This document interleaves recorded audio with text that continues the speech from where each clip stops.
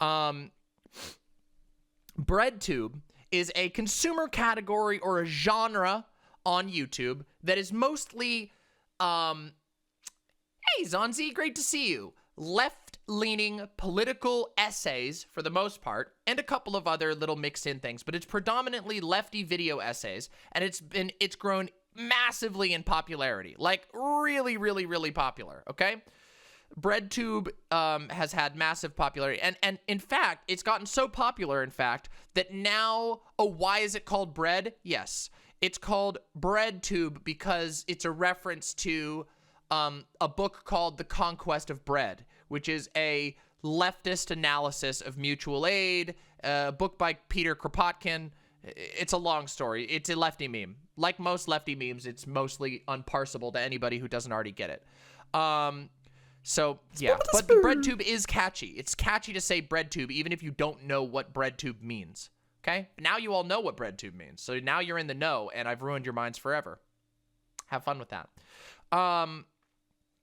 BreadTube has grown so much in popularity over time that they have now generated a number of what I would call, like, how I left the bread type people. You know, that sort of thing. You know, there's these people who were once considered breadtubers, and they hate BreadTube, and so now they're like anti-breadtuber. Fuck, this is a Peter Coffin segment, isn't it? Well, how did you know? How did you know it would be it would be a Peter Coffin segment? How did you know? Oh my god. Yeah, we got a lot to talk about here, okay? Listen, so let's talk about the facts first. The first Peter.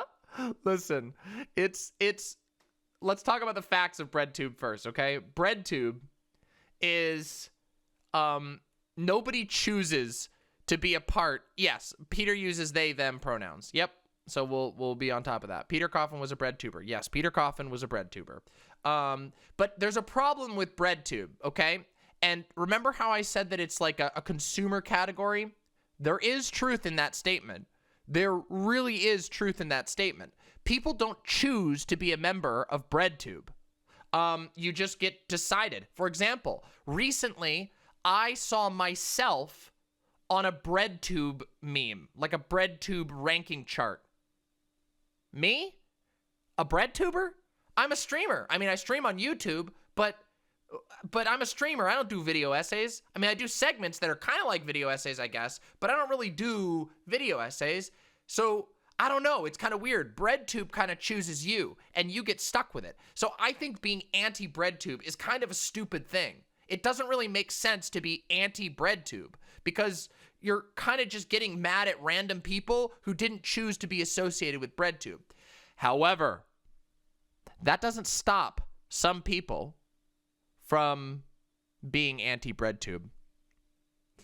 And some of these people have gone really, really far into hating on BreadTube. And one of those people is everybody's favorite groin kicker, Peter Coffin, okay? We've talked about Peter Coffin on this channel a lot, okay? Peter Coffin constantly stirs shit on the internet. They are, let's say they have a bad track record of supporting people who end up being less than savory on a lot of issues that are very, very important to the left. So, for example, let me give you an example of that. Peter Coffin once looked the other way and even participated in an explicitly transphobic harassment campaign against another BreadTuber, which went so far as one of Peter's friends and backers, and somebody who Peter still shouts out to this day, literally sent a explicitly transphobic, indistinguishable from a Nazi, misgendering Wojak image to this creator on a public platform. Okay, that's pretty shitty, okay? That's like shit that we would see from a right-winger, okay? And Peter Coffin has still not backed down off that. Yeah, fucking lemon turf. Why did they do that? Good question. Good question. It's a bit weird. Groin kicker. Oh, yeah. Hold on. No Peter Coffin segment is complete without making people aware of the funniest Peter Coffin piece of Peter Coffin lore, which I will show you right now, okay? Here we go. Let's do it. Ready? Here we go. I'll show it to you right here. Oh, look. Let's enjoy. Let's enjoy. And you know, for some of you, you've seen this before. For many of you, you have not. But let's just enjoy. The groin kicker himself, Peter Coffin. Now, this is an old video, so the misgendering is unintentional. Remember, Peter uses they, them pronouns. This is real. Yes, this is 100% real.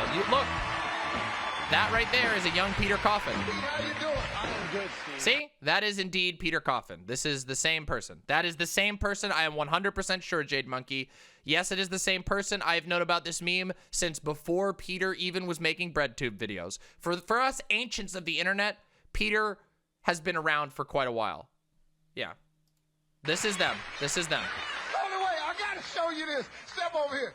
Did you notice how Peter was walking out? This is the look of a guy that's fitting to kick himself in the nuts. Not a YouTuber. That's Steve Harvey, the comedian. Not a YouTuber. That's exactly what it is, Steve. I'm telling you, man. Let me get on this side, because I mean, hey, come on, Peter, let me see. All right, here we go. And there you have it. There you have it, everyone.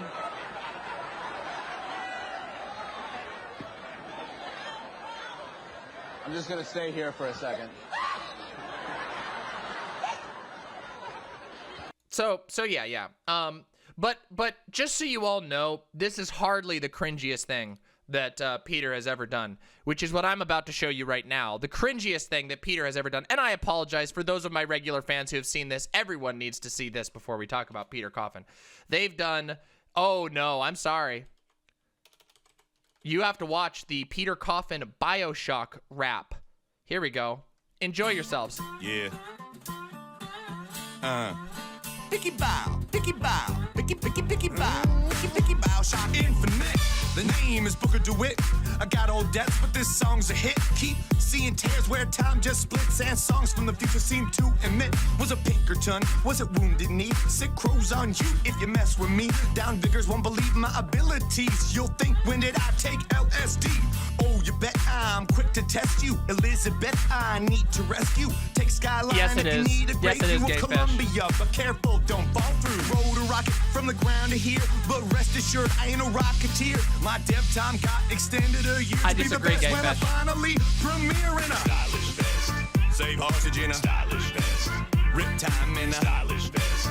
Civil War in a stylish vest. Yeah. I'm looking great due to this stylish vest. I'm looking great due. All right, you get the idea. Anyway, Once you upon get a the time- idea. You get the idea. I'm sure you get the idea now. As you can see, not exactly... Oh, I know it's not the worst one. It's not the worst, but I think personally it cringes me out the most, okay? Why would I do this? Because you need to understand before we go in to the current drama, okay? Why have I forsaken you? It's fine. Listen, because as it turns out, Peter Coffin has a lot to say about individual members of BreadTube. And again, like I said, hardly... Hey, look! Hey, wait a minute! Look! The groin kicker themselves, Peter Coffin. Look, they even owned up to it. There you go. Now everybody knows for sure that that is indeed true. Wait, is Peter Coffin watching right now? Here we go. Here we go. Ready? Let's go in and let's see. So here we have Redbait, a tanky account. Whoa, wait a second, everybody. Woo! We got an alarm. Hold on a second. Uh-oh. Buzzing. What's this? Oh, shit. Random anonymous account with a hammer and sickle in their bio. Approximately 3,000 followers. Communism in bio. And they're retweeting Merrick to harass Merrick. Weird. Little bit Little bit weird, huh? Weird. You know, for those of you who are new to me, you won't know this, but I have a formula for how you can predict almost with perfect accuracy who's going to be starting each wave of harassment against other popular people on the internet or popular people on the internet. And it always seems to be hammer and sickle in name, hammer and sickle or communist in bio, anonymous account with approximately 3,000 followers. Yeah, it's a little odd there. A little strange. You got your little magnifying glass out. It's a little weird. Anyway, so here we have them saying, I have pissed off Nazis on Twitter.com today. Still a more positive experience than pissing off tankies. Do I like Merrick? I think Merrick is fucking awesome, okay? Listen, people treat Merrick like fucking shit, and there's no reason for it. I'm sorry, no fucking reason. Merrick was like, listen, I was very lucky to be one of the first people on YouTube to actually get to sit down and talk with Merrick, and we did I did my fucking, you can go look at it. It's on my channel. I did a whole deep dive into the bullshit that Merrick has dealt with, okay? Merrick deals with a lot of bullshit, and we did the research. There ain't shit to it. There ain't fucking shit to it. And by the way, just so you know, let me just give you a quick rundown on the Merrick situation. Some of you may not know this. Merrick has been horrifically harassed on the internet following Merrick made a tweet about being a socialist gun girl. Like, she posted a picture of herself with a gun, and then she posted it with like a couple of other well-known socialists who also have posed with guns, socialist women who've posed with guns. And she said, the 4 horsemen of the apocalypse. And that got retweeted.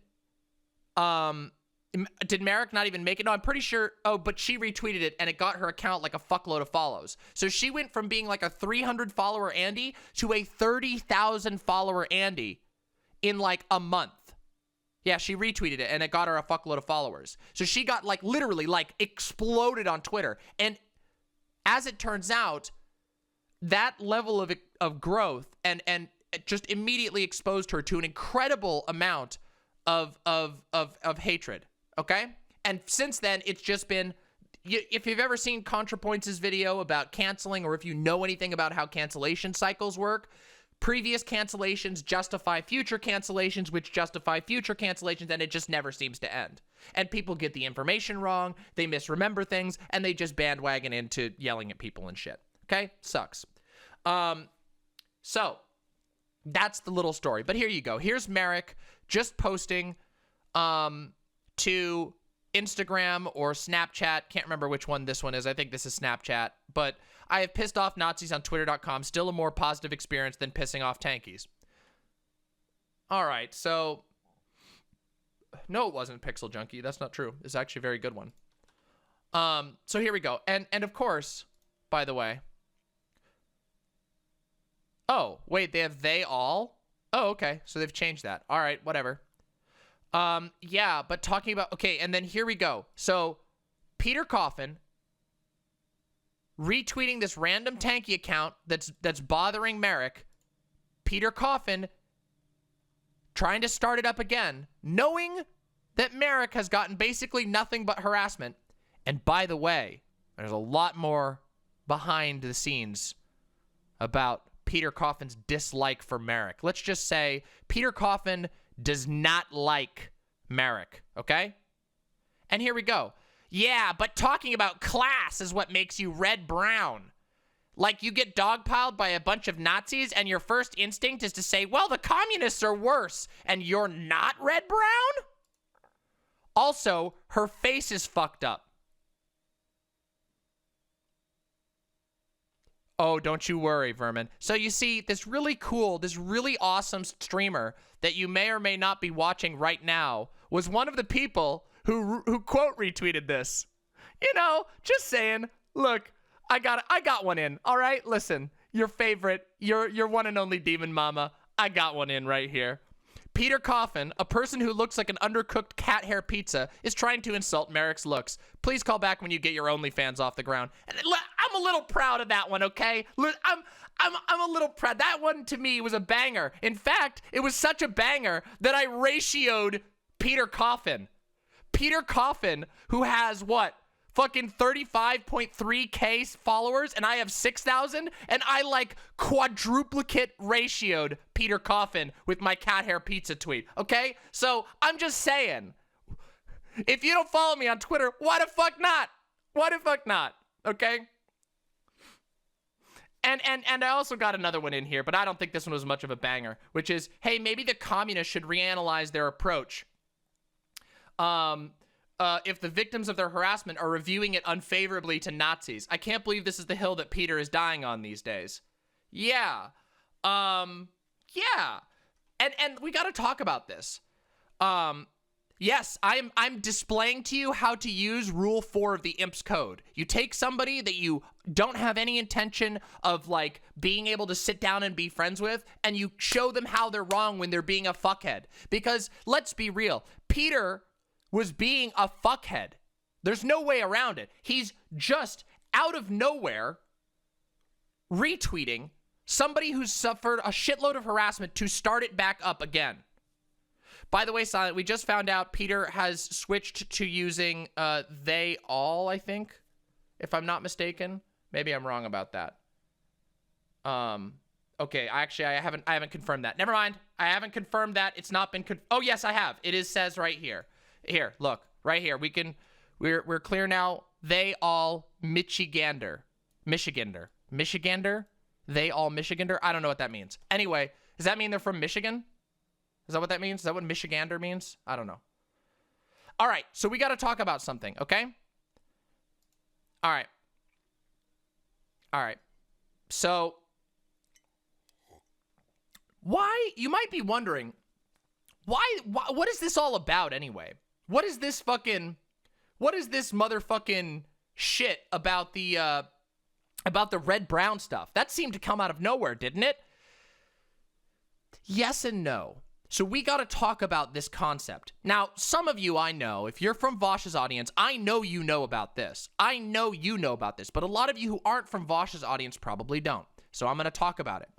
The idea of red-brown is an alliance between fascists and communists. I'm not doing the hand meme there. But that's what it means. It means an alliance between quote-unquote populist fascists and communists, quote-unquote.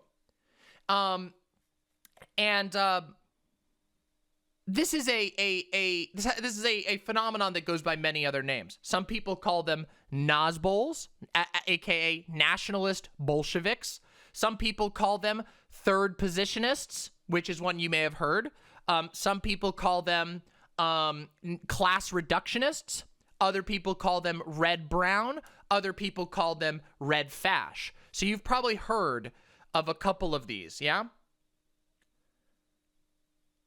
Third position just means fash? No, not necessarily. Also, some people have heard of it as the post-left. Now, I want to make a small defense from to the term post-left, which is that there are people who are not fascists who are members of the post-left.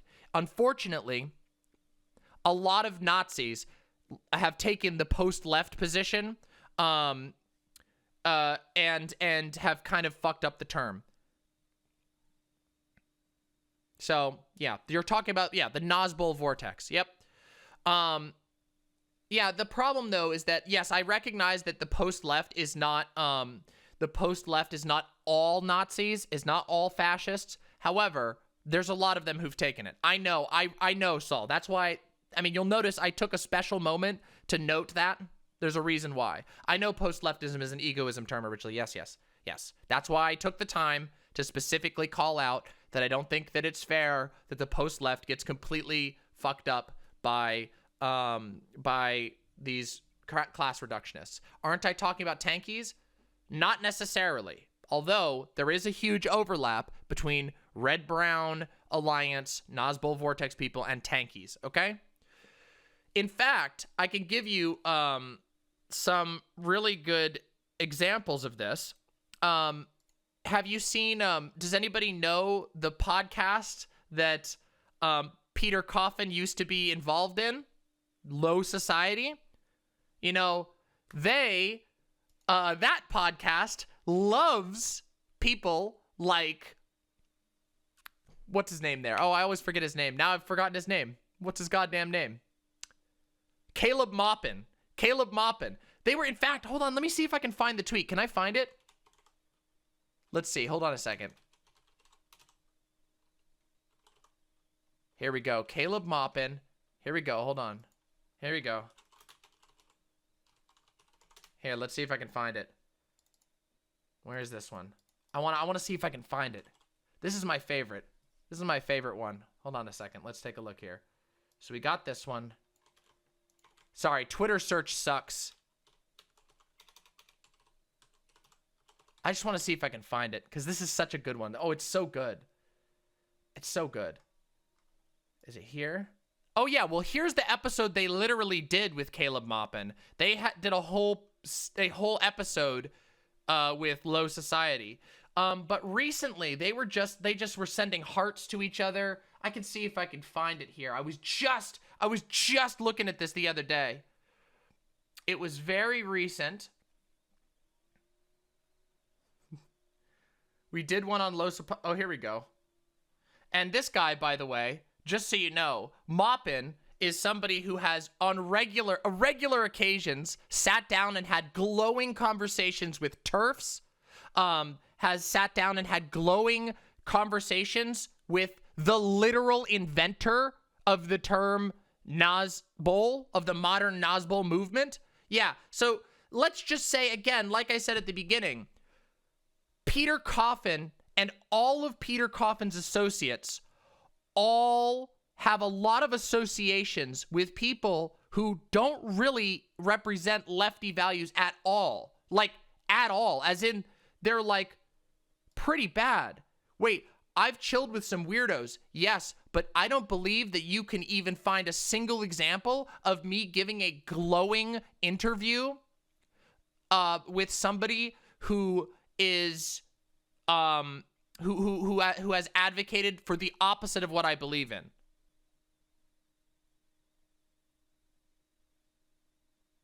So yeah, good luck with that. I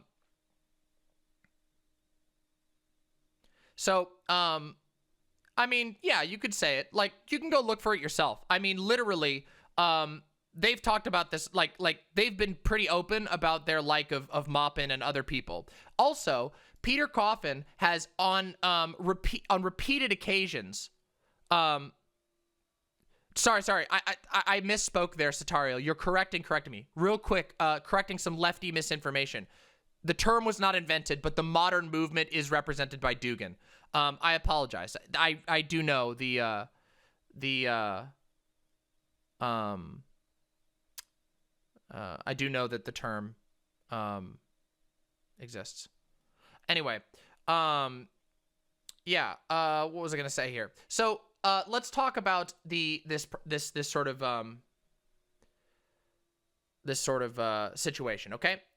Wait, this is an attempt to cancel people by association with someone who is canceled by association. Incorrect. Incorrect. Zens killed millions. I wonder what your bias could be. Although I agree with you that Adrian Zenz is a piece of shit. Real quick, let me just tell you what we're doing here, okay? Something that I have found on the internet, real quick though. Something I found on the internet is that there are a lot of dupes on the internet, okay? There are a lot of people who do not actually do the due diligence. You know, they don't do their due diligence when it comes to understanding and being trusting towards towards creators on the internet. And I know a lot of creators are put to scrutiny, but to a certain degree, that scrutiny is a little bit important, right? Especially if you're somebody who spends a lot of your time telling other people how wrong they are, how everything they're doing is wrong, how they're all just sellouts. I think it's okay to apply some scrutiny to that. And if you apply scrutiny to the people that Peter Coffin defends and associates with, you will find that a lot of them are not just problematic, but have actually engaged directly in and sometimes have been supported by Peter in really bad shit, okay? So, yeah, I'm sorry, but I don't buy this. When I'm trying to understand what someone's angle is, and I see somebody going, class reductionism is a fake term. Why would you, I hate it. Class red-brown is stupid. I'm going to start up another fucking drama storm because that's completely unrelated because somebody I don't like said something, a joke about communists, and I'm going to say, oh, but you're actually red-brown. Hey, Zens, I got a deal for you, buddy. Hey, Zens, get in the chat on my Discord and we'll have a conversation about it. Otherwise, I'm fucking kicking you right out of chat. Hey, Pixel Junkie, same goes for you. Get in the chat or you're done or you're out. You can't even let me finish a segment? Yeah, get the fuck out of here. Here, I'll send you out on the way. Here you go. Bye, bitch. All right, see ya. There, you can shut up now. All right, if neither of you are going to actually put up, and you can stop heckling. Okay? There we go. Why ban them? Wait, Meme Addict, let me tell you a reason why I ban people. I ban people who derail segments by being stupid whatabouting sea lioning assholes instead of either waiting and bringing up their problems at the end of a segment or actually coming on and debating me. And if they don't actually engage, if they're not willing to actually come have a conversation, they're just going to sit in chat and heckle people and heckle me, then I don't want them in my chat. They're just being annoying. It's fucking annoying. That's why I would ban them. Now, there's tons of people who come in here who engage in good faith, who have critiques, who are willing to put up. But yes, if people are going to stand up and go, well, Teolock, what about when Dylan told NCC the Nazbol vortex wasn't important really like 3 weeks ago? I mean, peace and love, but what are you talking about? That literally didn't happen. First of all, Dylan said he wasn't familiar with the term. Do you want to know why Dylan wasn't familiar with the term? That's because the Nazbol vortex is a term that Vosh invented.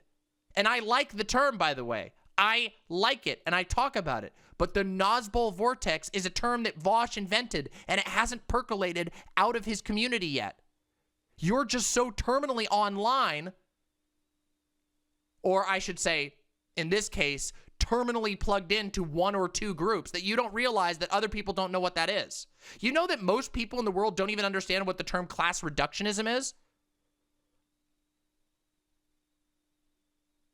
So if you want to try and pot stir, you're going to have to try a little harder than that. People in my chat don't even know, okay? I just explained it, but I'll explain it again real quick, okay? Okay, I'll explain this one more time. The Nazbol vortex is a sort of spin-off idea of the idea of class reductionist leftism. Class reductionist leftism is the idea that most intersections are not as important as your class position.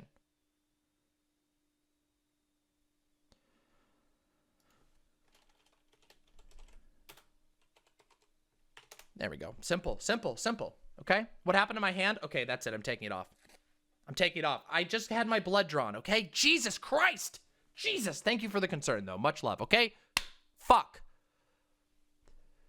The Nazbol vortex is an idea that built off of the concept of class reductionist leftism. Class reductionist leftism is the idea that class is the most important intersectionality, and as a result, leftists should focus, not exclusively, usually, but extremely on class, and should set aside other intersectionalities in the name of advancing the working class.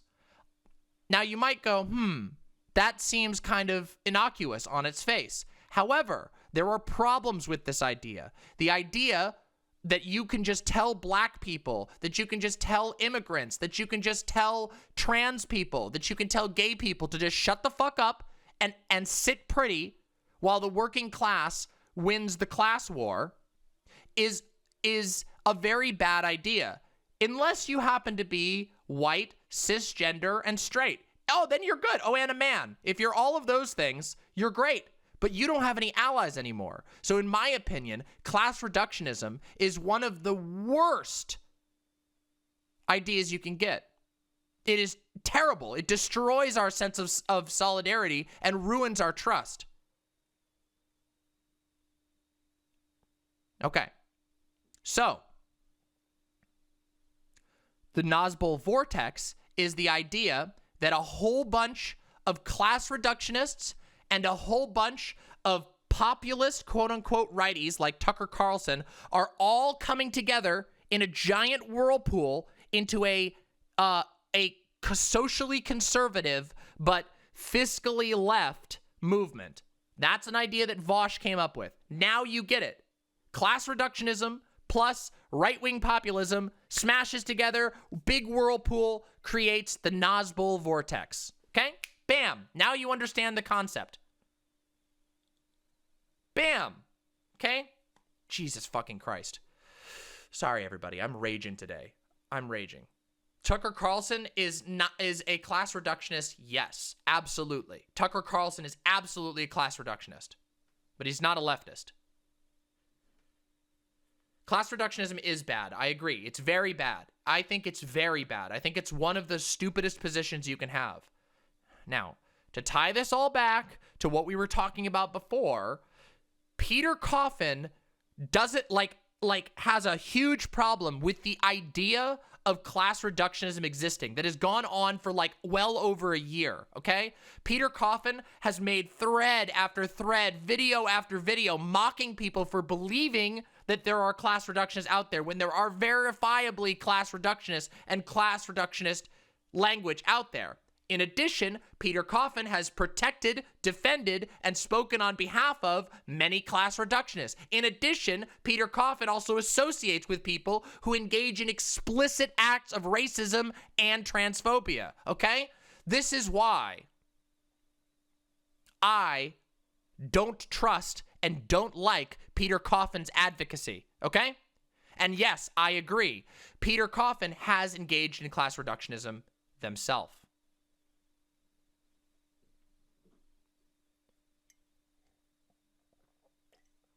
Okay?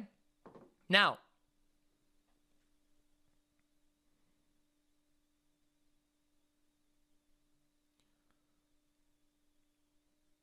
well, you wouldn't be wrong in thinking that, Alpacnologia.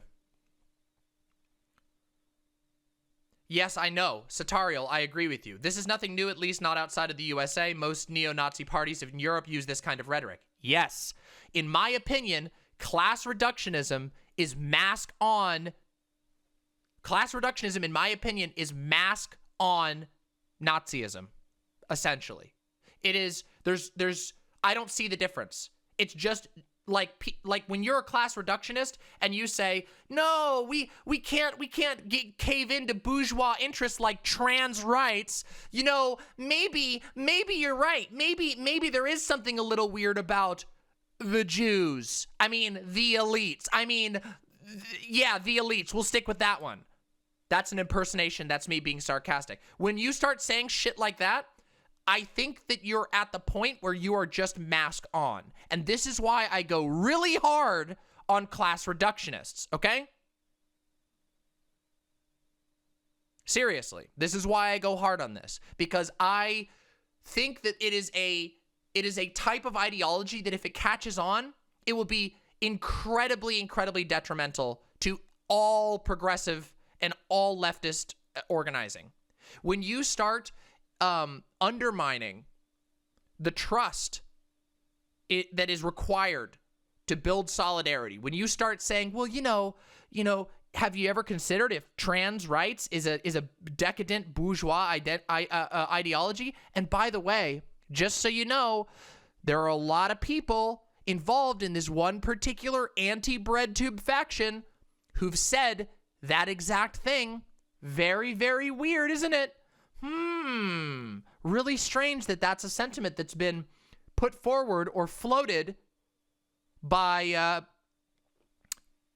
by the class reductionist. I mean, sorry, they're definitely not class reductionists.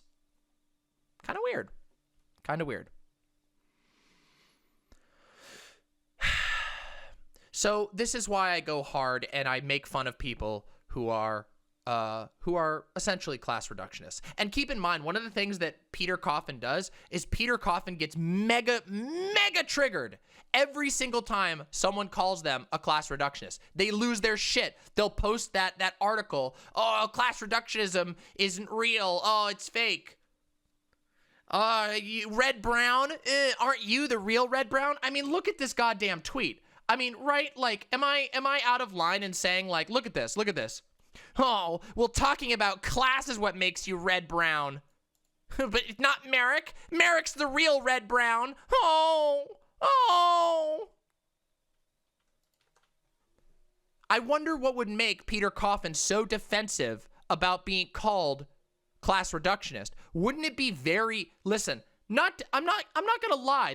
People make up shit about everybody. But I don't think people are making this up. People have been pointing out, yo, Peter, it's really weird that when, I mean, wait a minute, I have this video. Hold on, I can show you this. This is like a meme that people made because it was so funny. Here, I literally have it here. It's so good. Where the hell is it? Here we go. This is my favorite. Here we go. I got a video for you. Ready? This is such a god tier meme. Watch this shit.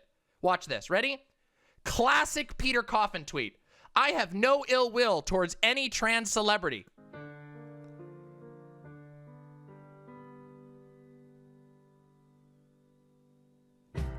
But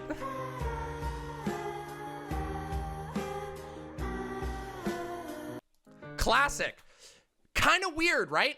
It's kind of weird when somebody is like, I'm not a class reductionist, but then when a momentous moment in Hollywood for a well-known, one of the most well-known actors worldwide, Elliot Page, comes out as trans, and the first thing you say is, I have no ill will towards trans celebrities, but, and then you go on to write a thread about how trans people represent bourgeois identity politics. I'm sorry, but that is mega sus to me. That is hyper sus to me, okay? Like, really sus. Like, and here's the thing. Because we don't want to be dupes, I think that it's reasonable to apply skepticism to public figures. Yeah?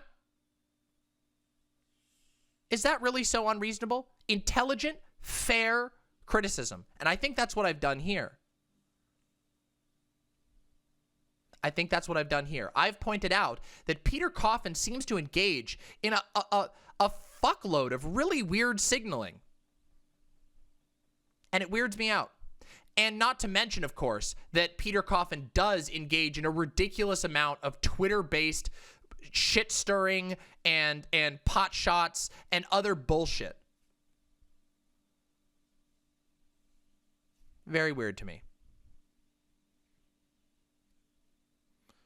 After this segment, do you have any opinion on thoughts on the Surf's Twitter? Actually, you know what? We're going to talk about that afterwards. I want to talk about Kyle Kulinski's little thing there.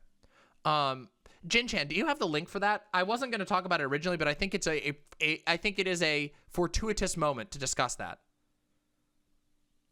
They screamed at me on Twitter because I couldn't find the joke in a shitty tweet of theirs. Sounds stupid to me. Sounds stupid of them.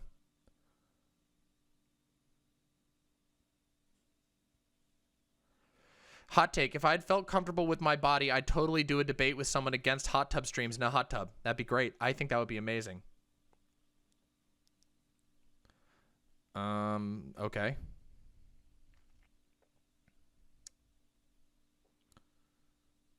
I mean, it is just endless cringe posting. The CIA ad, listen, this CIA ad, oh God, this is just, this whole CIA thing, listen, every single day, I think I'm going to say this every single day for the rest of this summer, okay? The summer is the Thunderdome, okay? On Twitter, it's going to be bad. It's going to be real bad, everybody. I'm sorry. I'm so sorry. It's going to be bad. We've had CIA intersectionality, and the summer hasn't even begun. Do you know how ridiculous the posting on Twitter is going to be? It's going to be the Thunderdome. There's going to be limbs exploding everywhere. People just going, ah, tearing each other apart, people just ripping into each other. It's going to be ridiculous. You don't even know. You haven't even seen it yet. I'm just telling you. This summer's going to be wild. It's going to be unbelievable, okay? It's going to be unbelievable. Oh, boy, it's going to be wild. But yeah, it starts with stuff like this. Yeah, it starts with stuff like this. And I have a problem with it because, I don't know, call me sensitive, but it bothers me when someone who looks like Peter Coffin takes pot shots at someone who looks like Merrick's looks. Okay, listen, I think that's a little unfair, and I feel like I want to correct the balance in the world. Okay, listen, I think I did that. I think I succeeded. But let's talk about a little more. Let's get a little deeper on this particular thing, okay? Let's see what Kyle Kulinski has to say, because I saw this clip, but I'd love to talk about it. Now, this is Matthew Dimitri, by the way. If you're not familiar with who Matthew Dimitri is, that proves that you're a healthy individual. The fact that I know who Matthew Dimitri is proves that I'm a truly terminally online person. But again, this is my job. I get online every day, and people want me to be terminally online, okay? Yeah, so, but if you know who Matthew Dimitri is, well, I guess you're one of the lucky ones. Matthew Dimitri, okay, is anyone here familiar with the show Dexter? You know Dexter? Dexter is a serial killer who kills serial killers. And that's like the kind of the gist of what Dexter is. Matthew Dimitri is a idiot who tries to kill other idiots. So so Matthew Dimitri is kind of like the Dexter of idiots, if you think about it. Yeah. Oh, sorry. Let me check the YouTube chat real quick. Here. Did I get a super chat? God, why do the super chats not go through? That's so weird. Why is Streamlabs being so weird with super chats lately? Let me check on the super chat real quick. Hold on. What the hell? What? Why is it doing this? I can't even see it. What the hell's going on? It's not even showing up. I can't even see my super chat. Oh, that's so annoying. All right, real quick. I just noticed on YouTube, we have 453 viewers, but only 227 likes. So if you're watching right now, click through to the YouTube video and please press the like button. That is the #1 way that you can help me, and you don't have to pay a thing. Smack that motherfucking like button. We always get more viewers. We always have a better time the more likes there are. That's all I'm going to say. And if you really want to, subscribe and ring the bell, because then you'll get all of my awesome VODs. It would be deeply appreciated. All those likes help so very much. So hit that like button, please. It's super easy and it's free. Anyway, let's continue. Let's continue, okay? Let's continue about this, okay? What was I gonna say? Yeah, let's watch this, okay? Anyway, that's who Matthew Dimitri is. But Matthew Dimitri occasionally gets an interesting little snippet. Adam Flores says, just real quick, Francis Yockey, an American Nazi philosopher, was unusual as a Nazi to introduce the idea that communists and Nazis should work together to somehow overthrow democracy as a concept. He thought that America could be protected by totalitarianism. He nicknamed it the Red-Brown Alliance. This is an important in the American aspect overall. That was the super chat. Thank you. That is historical context. I didn't even know that he was the one who invented that term. That's really interesting. So as you can see, it is always the Nazis who are pushing for that Red-Brown Alliance. Do you want to know why? You want to know why? It's because the Nazis have the most to win. They want to convince communists to break their solidarity, because what communists have, what lefties have, is solidarity. That is our strength. Solidarity is our strength. You do not break solidarity, okay? Co-opt your shit, and then they win. Yup. Because, listen, there ain't no alliance with a Nazi. We all know exactly what happened to the allies of the Nazis in Nazi Germany. Fascists will turn and shoot you in the back the moment it's convenient, because their worldview, it says that it's okay for them to do that, okay? You have to, people are, oh God. Our strength is not weak. Our strength is powerful. We just can't let it get undermined. Now let's talk about this, okay? Let's talk about this. Let's listen to this take first and let's react. Nobody, no actual person in the real world uses that term unironically. It just doesn't happen. Which this is the term, I believe the term is intersectionality. Elitist liberal academic circles, they might talk about this shit, but that's not a normal common person. It's not. Wrong. You are incorrect, Kyle Kulinski. You are wrong. Not. There is nobody who's working a 9-to-5 and trying to pay the fucking bills. Wrong. Who's also, thinking about intersectionality and being cisgender. That doesn't happen. On top of bringing up intersectionality, she brings up the patriarchy. So now do you see what's going on here? And by the way, this is not going to stop. So this is the CIA's doing it, the FBI's going to do it, the Democratic Party has been doing it for the longest time.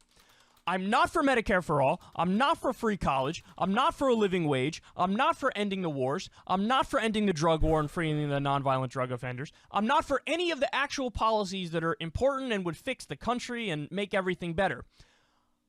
But I will say the word intersectional. And I will give you my pronouns in my bio. And I will create an identity around my generalized anxiety disorder and make you feel like I'm relatable. I will, say I'm on the LGBTQ spectrum, or I'm cisgender, or, I believe in diversity, and I have people of color in my family, or I'm a person of color. They will give you everything when it comes to labels, social issues. And by the way, it's hilarious that the CIA is doing the Democratic Party trick. I believe in diversity. I'm strong, I'm proud, I'm a daughter of immigrants, I'm a woman of color, I'm perfectly made, I'm proud of me, I'm a cisgender millennial, I have generalized anxiety disorder, I'm intersectional, I despise the patriarchy. And by the way, my main job is going to be to press the button on the drones that blows up innocent people overseas. Okay, so... Yeah, exactly, Silent. I'm glad, too. I'm glad that we have people to remind us that it's impossible to support more than one policy at the same time. Okay, let me explain some things to you, okay? Ready? I'm gonna drop a take that you will not be able to believe. Your minds are going to explode. It's gonna be like Fivehead. It's gonna be like... Okay, ready? Watch this. The problem with the CIA ad is not that they used the word intersectionality, but the fact that they are lying. Yeah. Wow. Are we going to say, let me ask you this. If you watched, hold on, I got another one. Ready? Your head's about to explode. I know you could barely handle that, but I got another one for you. Can you imagine if you watched a Marine Corps recruitment commercial and it was like, join the Marines. If you join the Marines, you could fight for freedom. And then your response to that was, ha, freedom? Freedom is stupid. You shouldn't, gulag, freedom sucks. Ugh. Instead of going, wait a second, maybe the Marines are lying about giving you freedom by joining the armed forces. Maybe the problem isn't with the idea of freedom, but the problem is that they're disingenuously using the idea of freedom. Right? That's the problem. The problem is not intersectionality. The problem is not pronouns in bio. The problem is not a term like cisgender. What Kyle is doing here is boomer as fuck. This take is just boomer as shit. Holy shit, it's so boomer. Oh, words I don't like. It's literally... And here's the thing. For the record, I don't think that Kyle Kulinski is some sort of deep-seated racist or transphobe or anything like that. I just think he's being dumb right now. I think he's being an idiot. What a stupid response. And listen, we all have segments that we bomb. Sometimes you have a joke that lands wrong. I just think that Kyle doesn't actually know what he's critiquing and doesn't actually know what he's talking about. Because if Kyle had been paying attention to the news at all for the last year, solidarity would be the #1 lesson to take away from all of this. Because if you'll notice, Black Lives Matter, the George Floyd protests were and still stand to this day as one of the biggest and most influential protest movements in the history of the United States. And those were all based around race. And it got people of all types out there protesting. And it got them out there talking about other issues in our society. It got them talking about leftism. I know it's still going on. I know. I promise.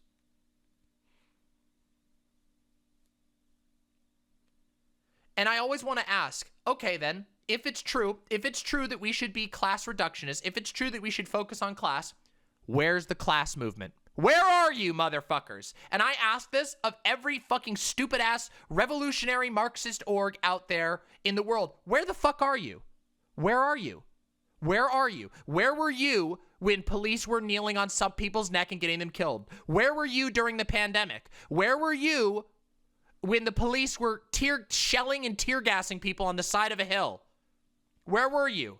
Oh, the answer is you were in your little fucking office space that you rent in fucking Texas, that you have a sign on the outside that says the Revolutionary Marxist Club of Southern Dallas, and that you were gathering your fucking dues, your membership dues, so you can keep paying the bills at your place, and you can sit there and you can hold a book and a pipe and you can go, I'm very Marxist, indeed. Oh, this race movement, why can't we just go back to the good old days where we have coal miners standing together? Why do we have to think about all this race shit? Why do we have to think about all this trans shit?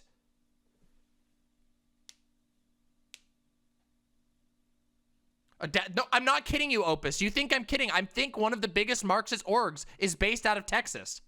One of the biggest Marxist orgs that doesn't even do anything. They don't do shit. They just gather their shit and then they virtue signal. So where the fuck are the Marxist orgs? Where are they? If there's supposed to be this big class movement, why isn't the class movement, why aren't union drives succeeding? Where are all the based revolutionary class reductionists out there moving the world forward? Do you want to know who I see out there doing it? Black Lives Matter advocates.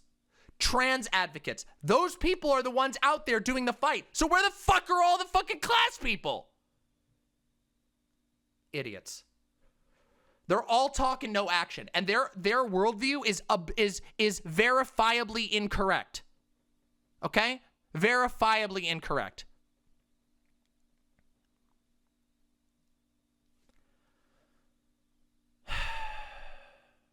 It makes me so mad. And you can see that it makes me rather irritated because I am so tired of it. I am so tired of it. You have a sign behind you from a Marxist org here in Seattle that was very, very active during the protests. Yes. And guess what? They're not class reductionists. Did you miss the memo? It's me, Kyle G. Did you miss the memo? I was there. I went there. I got that sign at the protest, you fool. Obviously. And they're explicitly not class reductionists. Jesus Christ. Yes, but they're not, but there's tons of other ones that don't do shit, and a bunch of them participate in this garbage shit. Also, you want to know, here's another thing. Here's another thing. Okay, ready? The idea, listen, we're going to rewatch this for just a second. I want you to do this a second. Watch this. By the way, no actual person in the real world uses that. Very poor word choice there, by the way, Kyle Kulinski. Really interesting that you choose the word, and I know that he didn't mean this, by the way, but come on. It's a little weird that you describe, I don't know, black rights activists and trans activists on the internet as not real people. Little weird there. Little sus. Just feeling a little, oh, you're so sussy. I just know you're a class reductionist. There you go. Term, unironically. It just doesn't happen. In elitist liberal academic circles, they might talk about. He says on his soundproof soundstage with his $350 mic and his custom ordered neon sign for his show. Yes, those elitists, he says, from his $30,000 Patreon. This shit, but that's not a normal common person. It's not. There is nobody who's working a 9 to 5 and trying to pay the fucking bills who's also, Wrong. You're looking at her. You're looking at her right now, Kyle Kulinski. By the way, Kyle Kulinski, when was the last time that you worked a 9 to 5? When was the last time that you worked a 9 to 5, Kyle Kulinski? Little bit weird, okay? Because listen, I've been a streamer for a year now, but before that, I was a gig worker, and I knew a lot about intersectionality. That was something that was I've known about that since I was in school, and it's been important to me because I knew I was trans, because I knew there was no hope for me if I don't realize that we have to stick together to fight. Does he think that there are no black people out there who work 9 to 5 jobs? No. You know what this is? This is the terminally online worldview of somebody who thinks that the only type of working class person looks like this. Looks like a fucking, hold on. Yeah, here we go. Looks like fucking this. Here you go. This is what in Kyle Kulinski's mind, this is what a 9 to 5 worker looks like right here. This is a 9 to 5 worker in Kyle Kulinski's mind. And if you don't look like that, then you're not actually a 9 to 5. You're not working class. You're not working class unless you look like this chimney sweep child. Okay? That's the only type of working class person. Oh, do you not take your lunch on a girder suspended over 1920s New York City? What? What? Sorry. Sure, psychosocialism. Why not? Come on into the chat. Join the Discord. Get it. And somebody help psychosocialism get in. I'd love to talk about this. I'd love to hear someone defend this bad take. Please, Mama, can I have an inhaler for my black lung? I basically agree with you, but communism and Marxism has pretty much been crushed in the U.S., hasn't it? Also, BLM is one of the most crucial things that has happened in the last years. But the one thing that all current protests lack is an affirmative element to them. Proposals for a radically new society. I think that it is this lack which make old tankies nostalgic for the former forms of communists. Also, lots of them are morons. Well, you've answered it right there. They're just morons. Listen, if your ideology, I hate this. I generally hate this argument, but there is some truth to it. If your ideology cannot adapt to defeat the current form of capitalism, how are you going to defeat capitalism? Your ideology has to be able to adapt to meet the modern form. If it doesn't, you failed. You fail out of the cradle. Right away. How the fuck are you supposed to do it? Don't you think that focusing on class and economic issues, the byproduct will be the emancipation for discriminated minorities? No, it won't. The Nazis seized power by saying that if you just get behind us, we'll bring working class solidarity, we'll bring you fortune, and then we'll handle everything out. Do you want to know how labor movements were defeated in the United States?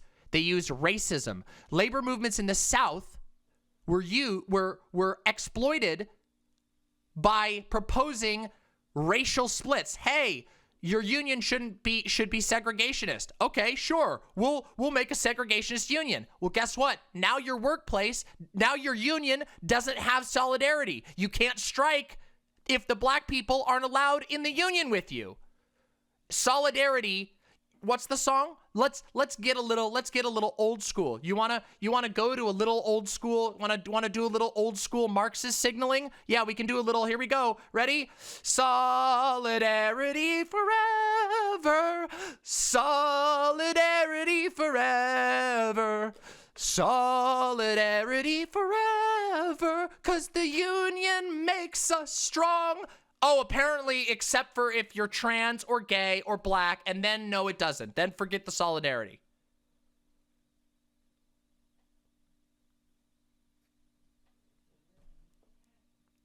Intersectionality is the only way that we will get working class solidarity. It is the only way. I agree with you, Lucid Days.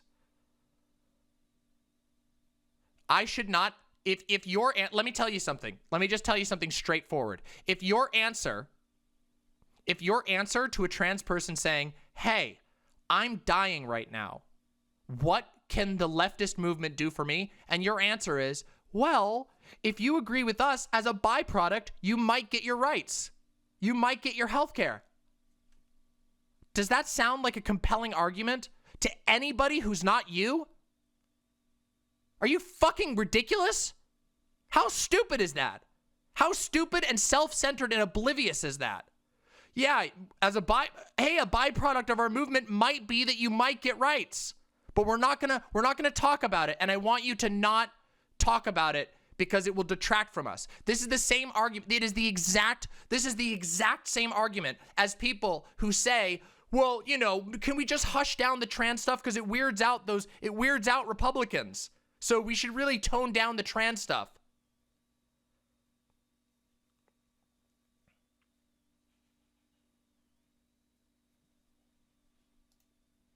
It's a stupid approach, and you know I'm gonna end up talking it again someday.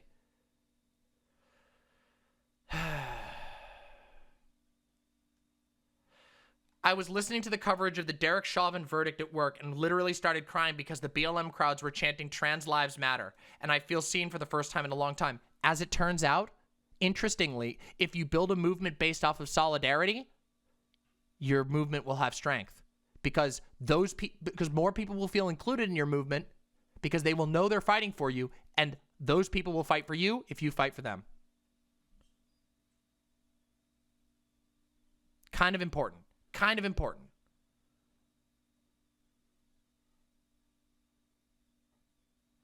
That's exactly what the push for gay marriage did in the 2000s to trans people. Enough so that the president of the Human Rights Commission had to give a public apology to the trans community for abandoning them in favor of getting gay marriage. Yes!